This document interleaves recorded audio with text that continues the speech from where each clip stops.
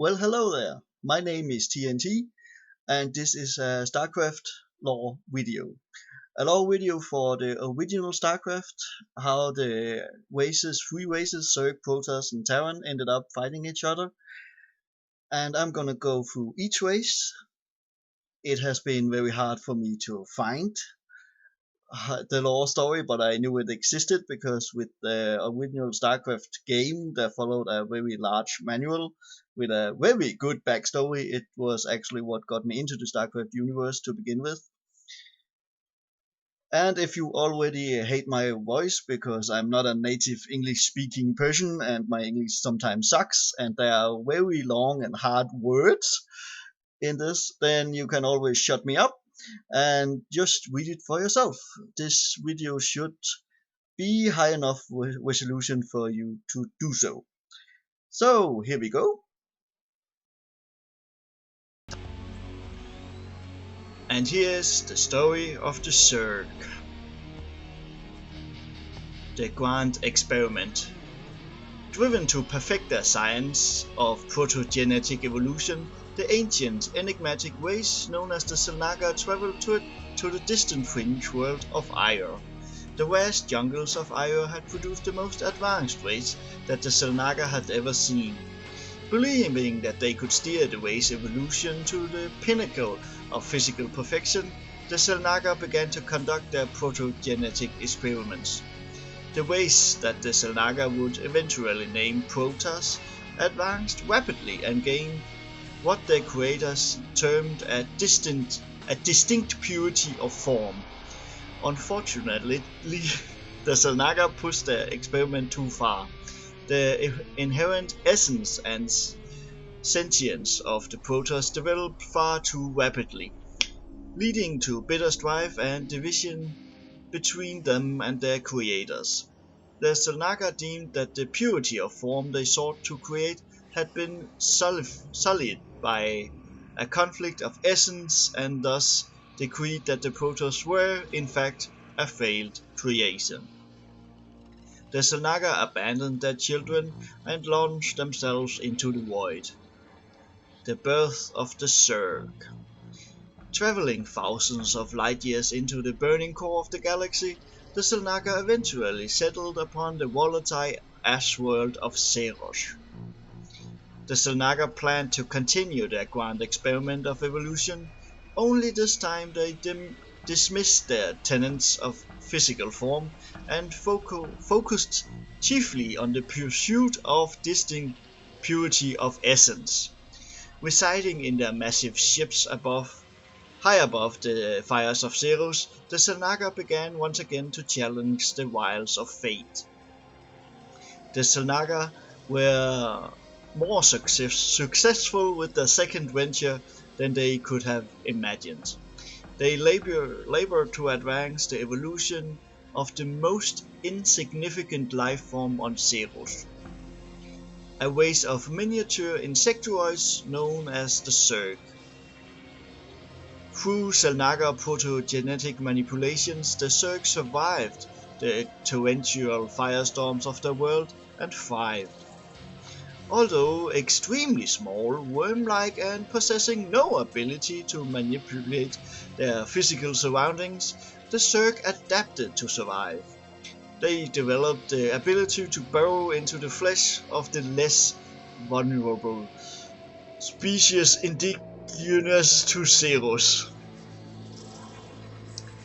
feeding off the nutrients contained within the spinal fluids of their hosts. The Zerg learned to parasitically merge with their host creatures. Once they became capable of controlling the metabolic and anatomical processes of their host, the Zerg used their new bodies to manipulate their surroundings. As the Zerg incorporated more and more host creatures into their fold, they began to assimilate their various genetic strains and processes. Zerg chemistry began to mutate and adapt according to the volume of new genetic material being processed. However, as diverse as the range of host creatures became, there was always the undeviating drive to consume only the most evolutionary advanced species encountered. The Zerg were inadequately selective as to which species they consumed, ensuring that at every stage of their development they were at the top of the proverbial food chain. Any waste that the Zerg came across that was deemed unworthy of assimilation was eradicated to further purify their strains. The Selnaga soon made an alarming discovery. The original races assimilated by the Zerg were hardly recognizable after only a few generations of their inception. Somehow, the Zerg had developed the ability to supercharge and steer the latent evolutionary processes within their host creatures. The host creatures fell prey to the effects of gradual physical mutations that caused all of the various strains to grow armor-piercing spines, razor-sharp limbs, and ultra-dense carapaces.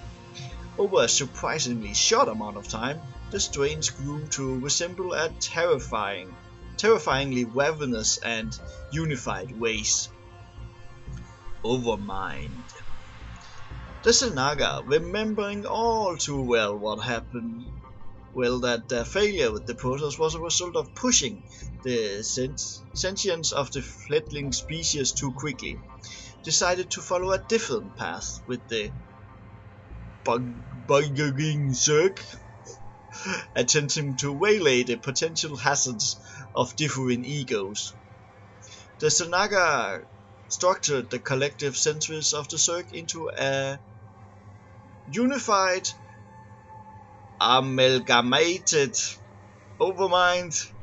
The Overmind coalesced, very hard word, into a semi-sentient being that represented the primary drives and instincts of all the Zerg strains. As time passed, the Overmind developed the rudiments of personality and advanced intellect. Although the Overmind directed the actions of every creature within the swarm, it did so through the use of secondary agents. The Overmind created a new strain of Zerg that could facilitate the communication of its whims. These Cerebrats were a massive version of the original Zerg insectoids and were engineered to process and carry out the various objectives of the Overmind. Each Cerebrat with a unique objective such as defend the hive, scout for potential strains, produce more warriors, or eradicate all life forms. The Cerebrats were then empowered to build their own hive clusters and carry out their intended agendas.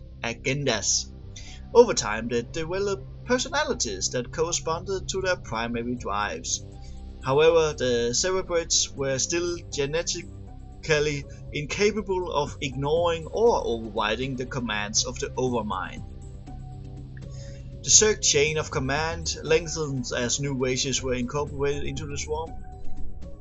Cerebrats began to use secondary agents to communicate their orders as well.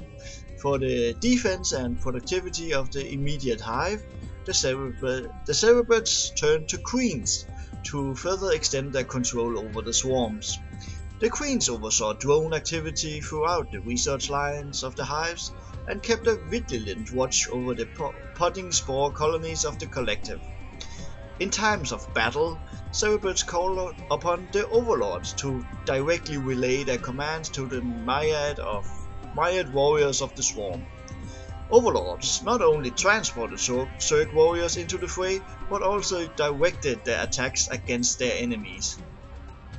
Just as Cerebrats followed the Overmind, the Queens and Overlords were incapable of disobeying the commands from their Cerebrats.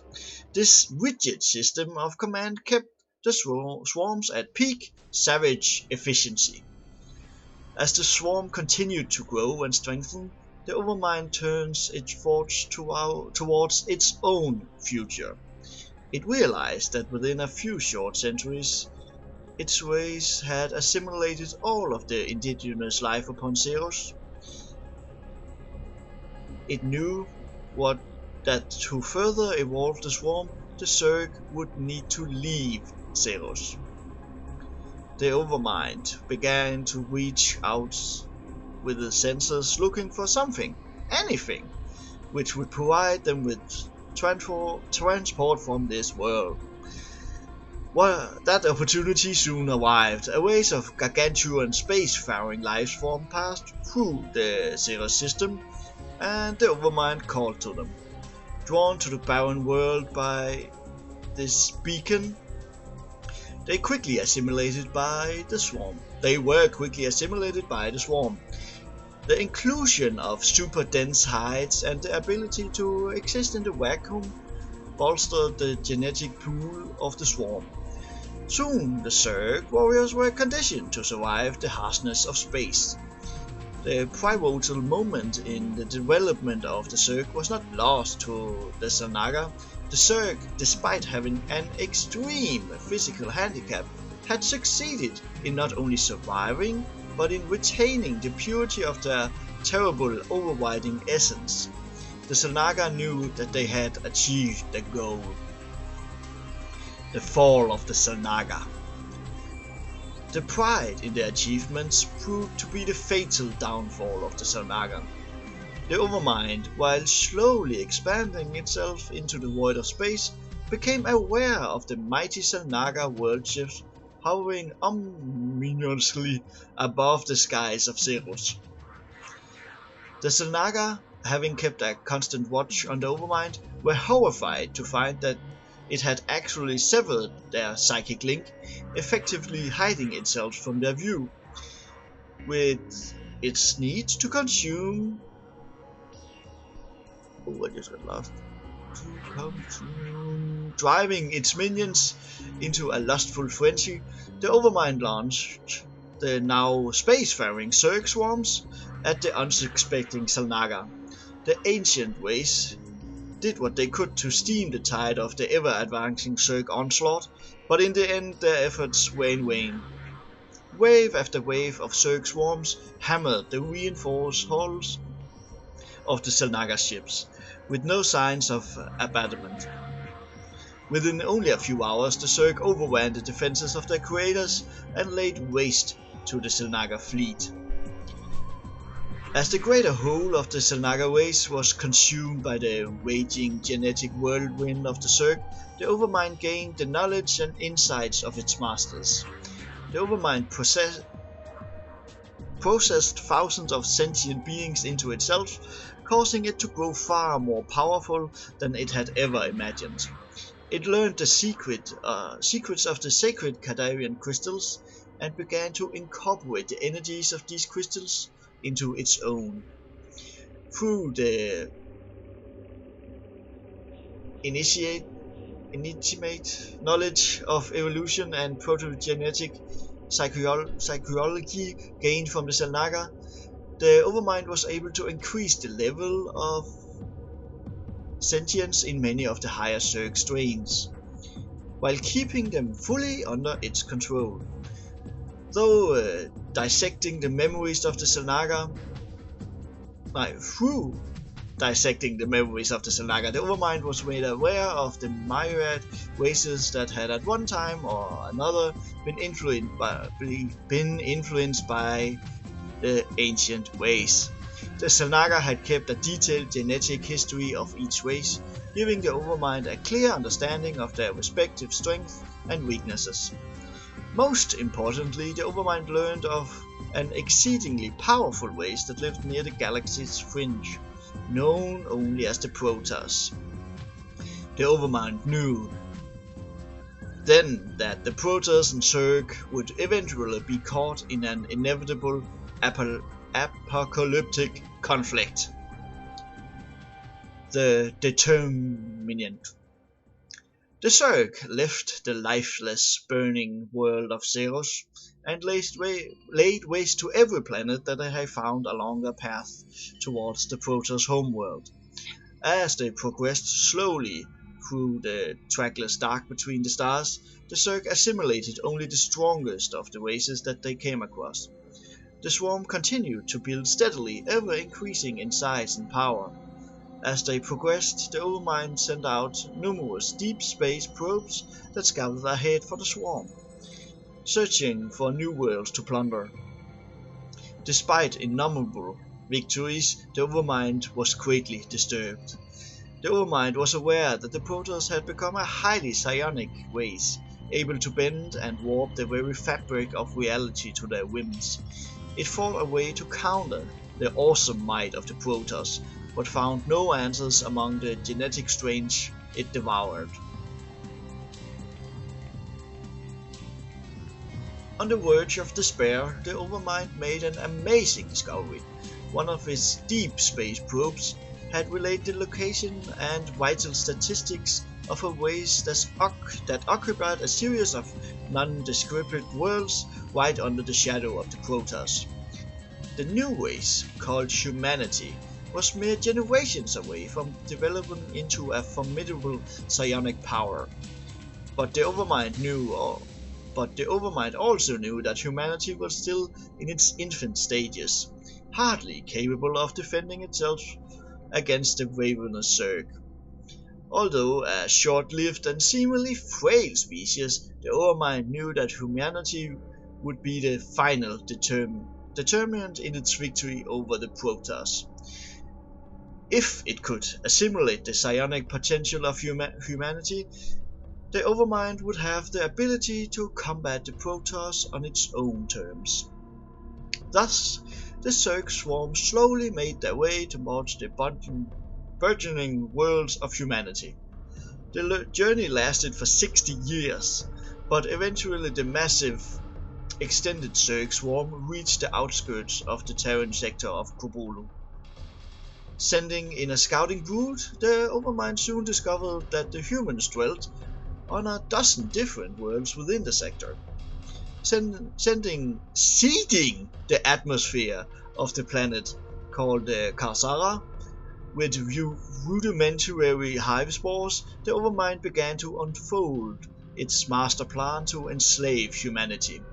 The hive spores gradually drifted down to the surface of Karsara and saturated the ground with their denuding alien toxins.